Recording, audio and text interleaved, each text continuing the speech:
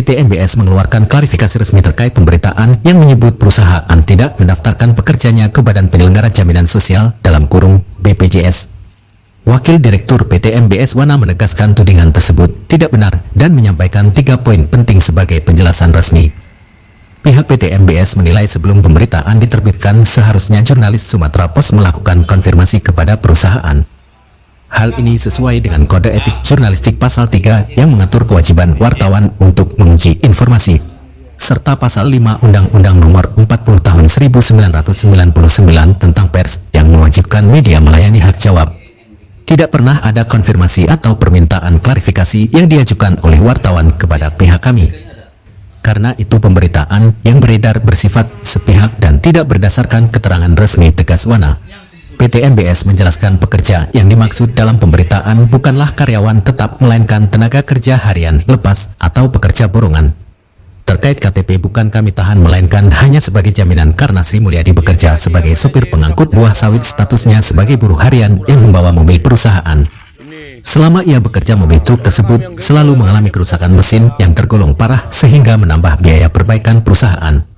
Mengacu Pasal 59 Ayat 1 dan 2 Undang-Undang Nomor 13 Tahun 2003 tentang Ketenaga Kerjaan, serta Peraturan Menteri Ketenagakerjaan Nomor 5 Tahun 2021, pekerja harian lepas tidak termasuk kategori pekerja tetap.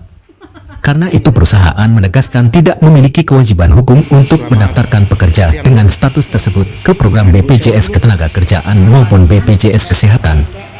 Reporter Palapa TV Sujiono mengabarkan. Bisa diterangkan Bu untuk masalah pemberitaan dari Sumatera Pos itu? Hal ini saya membantah pemberitaan dari Sumatera Pos itu asal mula dari supir kita yang atas nama Sri Mulyadi.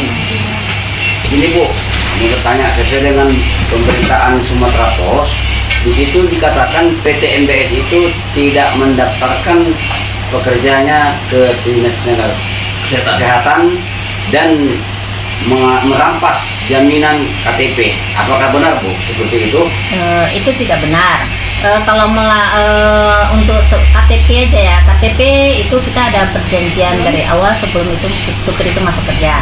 KTP kita ada sebelum itu kan kita tahu kalau mau masuk kerja di sini karena kalian bawa mobil kita, bawa pulang mobil itu pertanggung jawab kalian KTP harus di sini.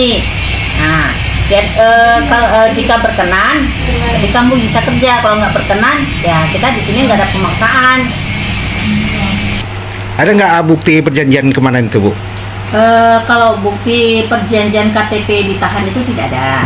Kita hanya pembicaraan secara langsung. Lisan ya?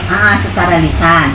Jika kamu berkenan, ya kamu kerja, ya kan? Karena kamu bawa unit kita itu pulang, kecuali unit itu pulang ke gudang itu lain ceritanya. Kalau bawa pulang ke gudang alasannya jauh, karena kadang hujan, ya salah satunya itulah KTP. Ada yang sebagian SIM juga.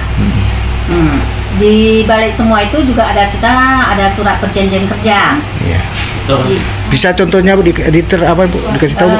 Seperti ini karena habis kertas yang di print ini, ya kan. Jadi pas dia masuk kerja kita adalah disuruh ditulis langsung. Nah, setelah itu kan kita menerangkan juga bahwasan memang ada poin-poin tertentu yang belum tertulis di sini, kita tercantumkan di halaman kedua. Seperti ini. Jika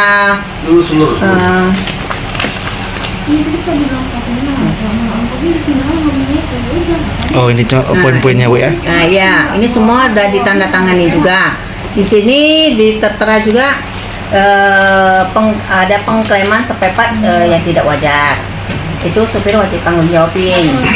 Ada yang kalau mencari truk di luar juga, mereka tanpa sepengetahuan kita tidak didenda. Berdasarkan ini kan 9.600.000 ya, kita tanggung lah separuhnya yang dibuat jebol itu aja yang harus supir itu tanggung jawabin. Inilah yang supir namanya ini gubernur, ini yang dijebolkan supir ini. Karena dia kenapa ini bisa jebol, supir itu tahu sendiri penyebabnya. Dia selalu rest minyaknya, selalu minta pinjaman minyak bisa sama supir. Bapak boleh tanya langsung sama orang itu, supir-supir yang ada di lapangan. Kemarin juga ada beberapa supir yang hadir di sini, dia pinjam minyak 55 liter, ada yang suruh beli minyak 50, tapi sampai hari ini tidak ada dipulangkan. Dari situlah sering-sering resminya itu, dan juga mungkin kemungkinan ada di setel dia karena yang kurang pas dia sampai di Ancak dan muat dia jebol. Nah, Itulah ini- penyebabnya Bu ya. Ya, karena dia buat jebol inilah kalau bisa dibilang ini kan tidak wajar. Kan dari harga 9.600.000 separuhnya kita tanggung, separuhnya lagi yang dibuat jebol 4.800.000. Kita berikan kasih supir separuhnya lah dari 4.800.000 itu berarti seperempat dari 9.600.000. Tapi tanggapan supir ini aku sanggupnya cuma 800. Kalau bisa dibilang itu kan tidak wajar, karena kan ini kok bisa dibilang kelalaian si supir ini.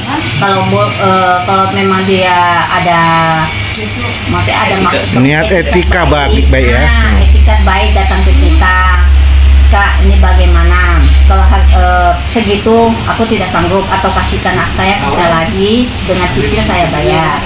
Tapi dia datang cuma bilang aku sanggupnya 800. Nah, itulah yang bisa aku apakan. Tapi kalau bisa dibilang dengan harga pom 9.600.000 dia cuma bayar 800.000, kayaknya sih udah nggak wajar kan. Nah, dan juga mengajak dua anggota ya, siapa namanya satu lagi, tahu namanya ya, datang diajak pergi, ya udah pergi gitu aja. Siapa namanya tadi kawannya? Hendra. Hendra Hendra, yang sama? seperti yang ada foto yang di saya juga nggak gitu kenal sama namanya si Hendra ini, yang ada di media itulah, yang Hendra yang pegang apa itu poster gitu. Langsung pergi aja tanpa ada klarifikasi atau mau bagaimana solusinya, juga nggak ada sama sekali, ya tinggal pergi gitu aja. Etiket baiknya nggak ada. Nah, etikat baiknya tidak ada. Si Mulyadi itu siapa? Dan atas nama Hendra itu siapa saya tidak tahu dan juga tidak kenal, dan dia juga tidak menunjukkan bahwasan memang dia dari media mana. Untuk mendampingi si Mulyadi ini, tiba-tiba besoknya saya tahu atas nama Hendra itu rupanya dari media Sumatera Pos. Ya, media Sumatera Pos Bu ya. Iya, media Sumatera Pos. Tangannya nggak apa-apa. Harusnya yang jelas harus sekian, tengok. Oh, ini yang ditemukannya di mobil itu. Berarti supirnya pemakai juga nih kayaknya nih.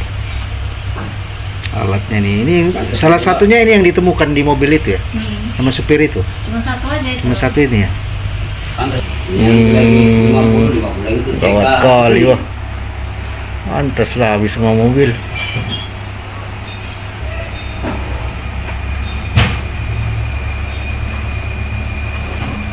Cantik pula buatnya. Ini saya sangat merasa kesal sekali ya. Mereka dengan penerbitan Sumatera Pos ini, tanpa mereka datang di sini konfirmasi alasannya apa namanya, pendapatan mengenai apa yang telah diterbitkan itulah. Seharusnya kan datang ke sini konfirmasi, datang diisi tamunya, mereka dari mana, kenapa bisa tiba-tiba diterbitkan secara sepihak tanpa ada pemberitahuan terlebih dahulu. Nah, halo Wak, ini Wak kan tahu kan jebolnya pom itu karena apa Wak kan? Coba Wak jelaskan dulu Wak sama bapak-bapak ini Pak. Yang pertama habis minyak. Ya kan? Dipaksa berarti. Lalu yang kedua itu udah habis minyak dipompa sambil disetak. Oli kan belum naik itu oli ke pom. Ya keren mungkin pomnya. Dan yang apanya tuh yang di dalam pom itu filternya. Makanya pomnya jebol ya kan? Gubernurnya kan? Iya lah. Kebanyakan gitu memang. Kebanyakan lah yang putarnya pun bengkel gitu. Yang putarnya bengkel. Ya orang tuh bilang semua Jadi kena bel gubernurnya. Nah, semua supir juga bilang ya kan, bahwasan dia selalu pinjam minyak, suruh beli minyak ya kan. Iya, banyak yang satu adil lah yang sering di CCTV. Ibu kenal nggak sama kawan-kawan supir ibu itu yang dibawa itu tadi? Justru itu saya tidak kenal sama sekali dia dari mana, instansi mana, lembaga mana, LSM mana, atau wartawan atau apalah, saya nggak kenal. Nah, tiba-tiba kesalnya itulah sangat membuat saya kesal, kenapa bisa tiba-tiba diterbitkan di Sumatera Pos itu. Sementara dari media Sumatera Pos itu sama sekali tidak ada datang untuk konfirmasi bosan mau datang ke sini untuk menerbitkan